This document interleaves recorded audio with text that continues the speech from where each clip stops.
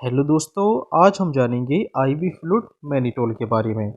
यहाँ पर हम जानेंगे मैनिटोल कब नहीं देना होता है और कब देना होता है। तो चलिए दोस्तों शुरू करते हैं मैनिटोल के बारे में। जैसे ही हम मैनिटोल आईवी फ्लूइड को इंट्रावेनसली लगाते हैं, अब मैनिटोल देखिए यहाँ पर ब्लड वेसल्स में मतलब के वेन्स में आ जाता है। तो यहाँ पर ये मैनिटोल है। तो ये पूरा स्ट्रक्चर एक टिश्यू का है। इसके अंदर बहुत सारी सेल्स होंगी, जहाँ पर देखिए H2O मतलब के फ्लूइड या वाटर भरा है। अब जैसे ही मैनिटोल वेन्स या नस के अंदर आता है, तो ये मैनिटोल अपने आसपास से वाटर को खींच लेता है या फ्लूइड को खींच लेता है। अब नस के अंदर फ्लूइड की मात्रा बढ़ जाती है। इसको हम ECF मतलब के एक्स्ट्रा सेलुलर फ्लूइड या ब्लड वॉल्यूम इंक्रीज के नाम से भी जानेंगे, क्योंकि यहाँ पर देखिए जो फ्लूइड है उसकी मात्रा बढ़ गई है। फ्लूइड मतलब कि ब्लड, तो ब्लड वॉल्यूम यहाँ पर इंक्रीज कर गया है मतलब कि बढ़ गया है। अब ये फ्लूइड जाता है हार्ट में और हार्ट के बाद ये जाता है किडनी के अंदर। तो मैनिटोल के कारण H2O रीएब्सॉर्ब नहीं हो पाता है, तो हमारे शरीर का पानी मैनिटोल के साथ पेशाब के रास्ते बाहर निकल जाता है। तो मैनिटोल का यूज सेरिब्रल एडिमा मतलब कि सर के अंदर अगर सूजन है तो इस केस में किया जाता है। अगर देखिए सर के अंदर सूजन है तो यहाँ पर पानी या फ्लूइड भरा होता है।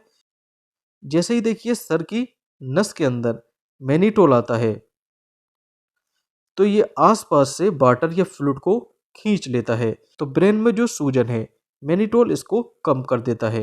तो मैनिटोल का यूज सेरिब्रल एडिमा के केस में किया जाता है या एक्यूट कंजेस्टिव ग्लूकोमा के केस में किया जाता है।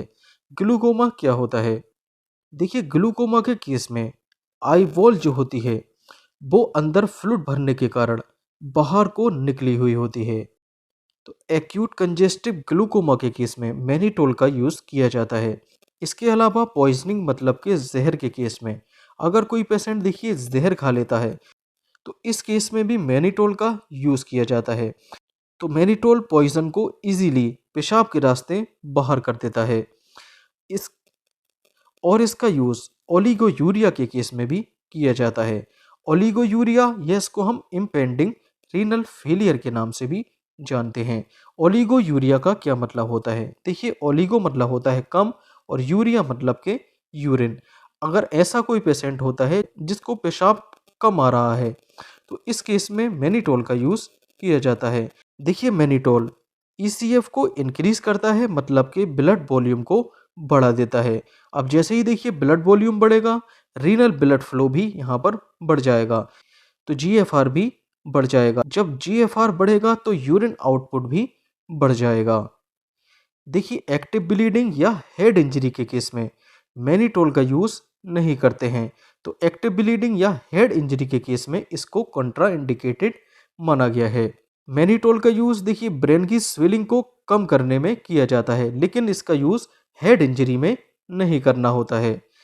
देखिए अगर हेड इंजरी हो जाती है और हमने देखिए मैनिटोल दे दिया, तो मैनिटोल देखिए यहाँ पर इकट्ठा हो जाएगा। अब जैसे ही यहाँ पर देखिए ये मैनिटोल इकट्ठा हो जाएगा, जो सराउंडिंग वाटर या फ्लूइड होगा उसको भी यहाँ पर ये बाइंड कर लेगा। अब यहाँ पर जैसे ही ये इसको बाइंड कर लेगा, तो यहाँ पर इंट्राक्रेनियल प्रेशर बढ़ जाएगा।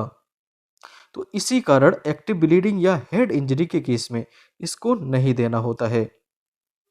इसके अलावा पल्मोनरी इडीमा और LBF का क्या मतलब होता है? LBF मतलब कि लेफ्ट वेंट्रिकुलर फेलियर। इन दोनों ही केस में इसका यूज़ नहीं करेंगे। क्यों नहीं करेंगे? क्योंकि क्योंकि मैनिटोल जो होता है वो ECF या ब्लड वॉल्यूम को बढ़ा देता है, और पल्मोनरी इडीमा और LBF के केस में पहले से ही वहाँ पर फ्लूइड मौजूद है, तो ये प्रॉब्लम और बढ़ जाएगी। देखिए इसको इस डायग्राम की हेल्प से समझते हैं। यहाँ पर देखिए लेफ्ट वेंट्रिकुलर फेलियर का केस है। लेफ्ट वेंट्रिकुलर फेलियर के कारण हार्ट यहाँ पर देखिए इस फ्लूइड को आगे नहीं बढ़ा पाता है, और यहाँ पर देखिए ये फ्लूइड जो है इकट्ठा होता रहता है। अब यहाँ पर जैसे ही ये फ्लूइड इकट्ठा हुआ, ये इसको बैक फ्लो कर देगा लंग्स में। तो यहाँ पर ब्लड वॉल्यूम बढ़ जाता है। तो इस केस में अगर हमने देखिए मैनिटोल दे दिया तो मैनिटोल और ब्लड वॉल्यूम को बढ़ा देगा, तो ये और कॉम्प्लिकेटेड केस हो जाएगा। इसके अलावा रीनल फेल्यूर या किडनी फेल्यूर, या इसको हम एनुरिया के नाम से भी जानते हैं। ए मतलब होता है देखिए एब्सेंट, और यूरिया मतलब यूरिन। तो किडनी फेल्यूर के केस में यहाँ पर किडनी फेल्यूर है तो मतलब किडनी यहाँ पर काम नहीं कर रही है।